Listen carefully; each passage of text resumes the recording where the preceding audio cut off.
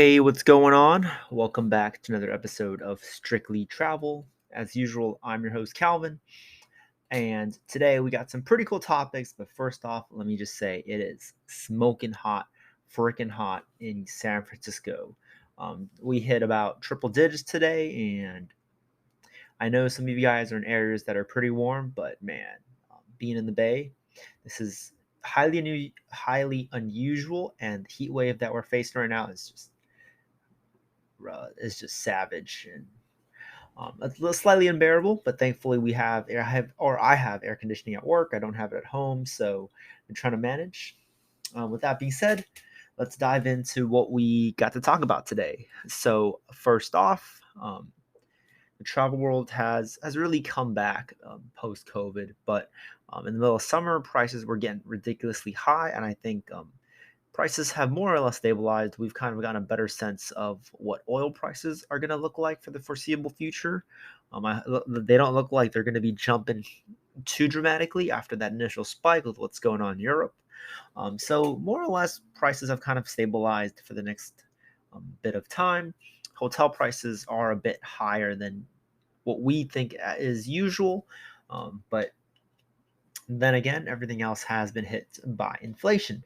So rather than dive into inflation and economics, today I'm going to be talking about why I feel like Hyatt brand is one of my favorite brands, and it's probably my favorite hotel brand of all time. I'm extremely loyal to it. I'm going to tell you why I really love Hyatt. Um, with that being said, if you really enjoy the show, if you think I talk about anything that's useful, please feel free to drop a like and a subscription or a follow wherever you get your podcast from. In addition, if you're just feeling bored or if you're interested in learning more about travel, want to read up on some travel reviews, please feel free to stop by my site. Um, Jen, who's my amazing girlfriend, and we run Strictly Travel, which is sort of a blog that I created to really share my passion. So if you guys have some time, please feel free to check it out. Drop a comment. If you have some questions, I'm always available. Drop a comment, question, whatever you would like, and I'll try to get back to you as soon as I can. All right. So without further ado, let's dive right in. So Hyatt is one of the big three hotels. Maybe some people might consider four main hotel brands at the moment. There's going to be Hilton, Marriott, Hyatt, and I think some people would consider IHG on their level. To me, I think there's really just three main brands: Marriott, Hilton, Hyatt. I think Marriott's the largest, followed by Hilton, then Hyatt. All three hotels have a large footprint. I've had a poor experience with Marriott a couple of times, and I've decided that I will not be staying in a Marriott property for the foreseeable future, so I don't have any Marriott credit cards. I do have a couple of Hilton credit cards. I like their free night certificates, but I tend not to stay at Hyatt's very often. So that brings me back to Hyatt. Wait, did I say Hilton? Yeah, I said I don't stay at Hilton's very often. So that brings me back to Hyatt. I absolutely love Hyatt. I love all the properties. I love their service, but more importantly, they have one of the best elite programs available. So with Hyatt, top tier elite status is known as Hyatt Globalist. You get a plethora of benefits, which includes 4 p.m. late checkout, complimentary breakfast. This could range from breakfast in the club lounge at some properties to full service breakfast at the restaurant. I try to always pick out Hyatt properties that have breakfast available at the restaurant instead of the club lounge. That way, I can really maximize the value um, or maximize the breakfast value. Usually, they have sort of a soft cap, but for the most part, I've never had any breakfast charges remain on my account after my visit.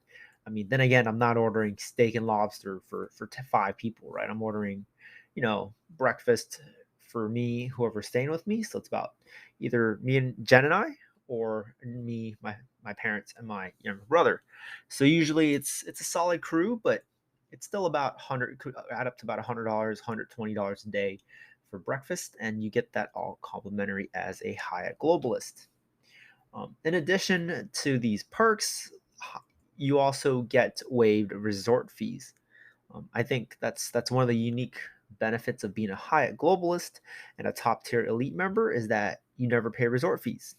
No other program, I believe, has this at the moment, and it's absolutely wonderful.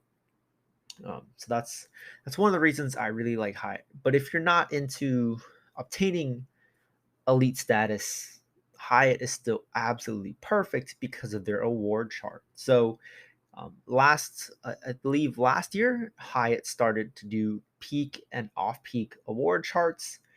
So now instead of just the standard rate for all nights on busy weekends, the prices might increase slightly on slow weekends or slow parts of the year. Prices are going to be slightly cheaper. This isn't too bad of a devaluation, whereas some other programs such as Hilton and Marriott have kind of gone almost away from award charts.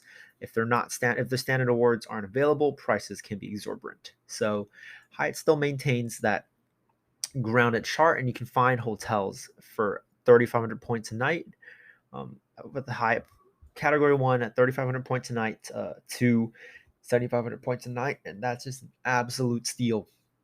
You can transfer 3,500 Chase points to Hyatt because of their special partnership, which makes that program even more valuable and why you should probably open a few Chase cards if you're looking to travel.